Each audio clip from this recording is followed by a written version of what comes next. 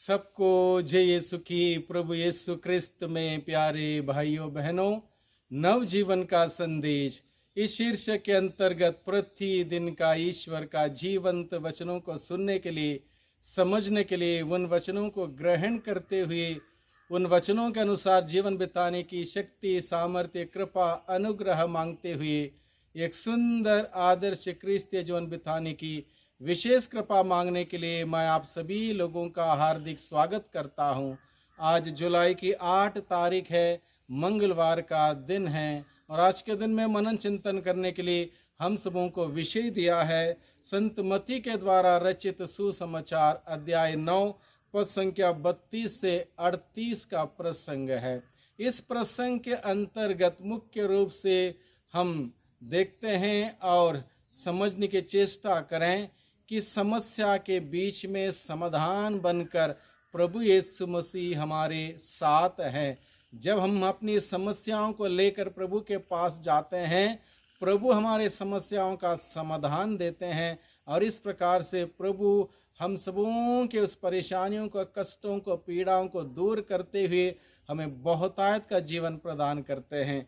तो आज के सुसमाचार के शुरुआत में हम लोग देखते हैं, लोग एक गूंगे अबदूतग्रस्त मनुष्य को ईसा के पास लेके आए। एक गूंगे और अबदूतग्रस्त मनुष्य को ईसा के पास लेके आए। गूंगापन एक समस्या है, अबदूत से ग्रसित होना और एक समस्या है। इस प्रकार से समस्या से घिरे हुए उस इंसान को लोग क्या किए हैं, यीशु के पास लेके आए, क्योंकि लोगों के मन में यह विश्वास था कि यीशु के पास वे अपनी समस्याओं को लेकर आएंगे, प्रभु से उन्हें समाधान मिलेगा। ये उम्मीद, यह विश्वास उनके अंदर थी। इसलिए लोग अलग अलग प्रकार के समस्याओं को लेकर, अलग अलग प्रकार की बीमारी को लेकर यीशु के पास आते हैं, इस उम्मीद से, इस विश्वास से कि यीशु से उन्हें राहत मिलेगी, यीशु से उन्हें समाधान मिलेगा,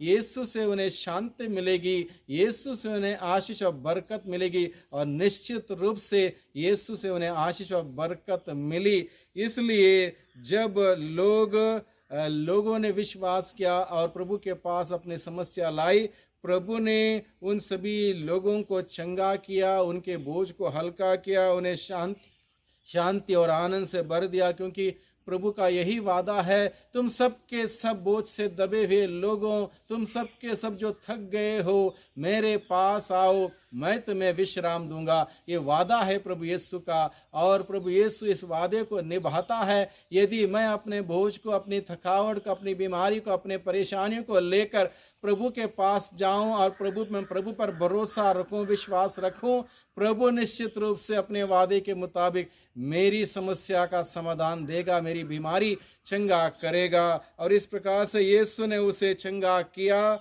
और यीशु उन सभी लोगों को अपनी समस्या का समाधान देते हैं। फरीसी लोग जब इन सभी बातों को देख रहे थे, यीशु के कार्यकलापों को देख रहे थे, रोगियों को चंगा करना, अबदूतग्रस्तों को निकालना, लोगों को आनंद खुशियों से भर देना, ये सब नेक कार्य जो यीशु ने किए, फरीसी, शास्त्री, अन्य लोग जब देख रहे थे, वे लोग इसके खिलाफ होते हैं, यीशु के खिलाफ होते हैं। और हम लोग आज के समाज में भी हम देखते हैं, जब कोई व्यक्ति अच्छा कार्य करता हो, नेक कार्य करता हो, भलाई का कार्य करता हो, लोगों को ऊपर उठाने का कार्य करता हो, उसके खिलाफ बहुत सारे लोग उठ खड़े होते हैं, क्योंकि लोग सच्चाई को नहीं जानते, अंधकार में जीते हैं। अंधकार में जीने वाले लोग उजाले को पसंद नहीं करते, अच्छाई को पसंद नहीं करते। आज के समाज में भी अगर कोई एक जिलाधिकारी या एक पुलिस अधिकारी एक ईमानदार अधिकारी बनकर आएगा, ईमानदारी से कार्य करेगा, उसका जल्द ट्रांसफर किया जाता है, क्योंकि लोग अंधकार से संचालित हैं। इसलिए लोग उस सच्चाई को, उस उजाले को, उस शांति को, उस न्याय को नहीं चाहते। और प्रभु यीशु के ज़माने में यही हुआ। प्रभु के खिलाफ शास्त्री, फरीसी, अन्य लोग उठ खड़े होते हैं, प्रभु का विरोध करते हैं। विरोध करने का शुरुआत क्या है? आज के सुसमाचार में हम लोग देखते हैं, जब प्रभु ने लोगों को ठीक किया, चंगा किया, अवधूतों को निकाला, उन्होंने गलत फहमी लोगों के मन में भर दिया और क्या कहा? ये नरक दूतों की सहायता से आत्माओं को निकालता है। यानी कि गलत धारणा लोगों के मन में उन्होंने बोई, गलत विचार बोए, ताकि लोग प्रभु के पास आना बंद कर दें और प्रभु के काम में बाधा पहुंच जाए। लेकिन प्रभु यीशु मसीह सच्चाई का स्वामी, जो पूर्ण सत्य है, इन सभी नकारात्मक बातों से, लोगों के नकारात्मक कहानियों से घबराते नहीं, डरते नहीं, बल्कि बुलंद इरादों के साथ प्रभु अपना नेक कार्य जारी रखते हैं, लोगों के जीवन में भलाई का कार्य जारी रखते हैं। इसलिए प्रभु अपने अच्छे कार्य को निरंतर आगे बढ़ाते हैं। अच्छे कार्य को बिगाड़ने वाले लोग आज कितने सारे हम लोगों को मिलेंगे, लेकिन हम इन सभी बातों से घबराए नहीं, डरे नहीं, बल्कि हमारा ध्यान प्रभु यीशु मसीह में केंद्रित करें।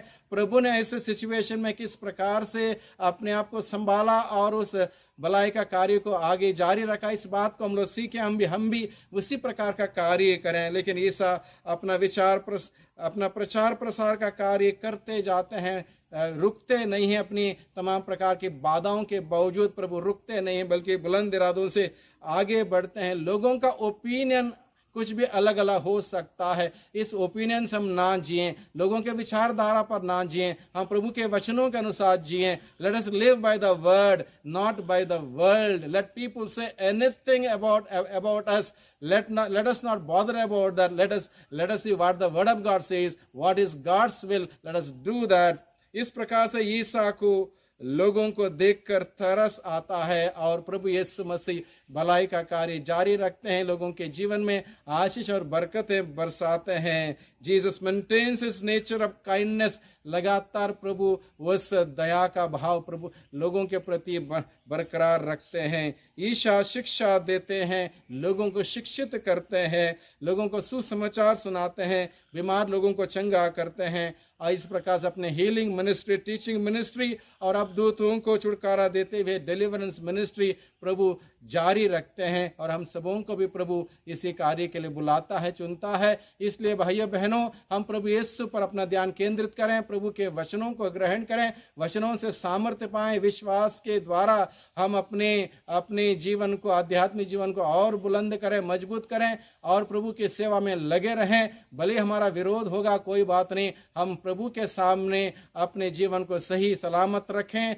निर्दोष रखें, निष्कलंक रखें, पवित्र जीवन जीने का प्रयास करें और प्रभु के संदेश का प्रचार प्रसार हम सभी करते रहें और इस प्रकार से प्रभु की महिमा करें। सबको धन्यवाद, सबको जय।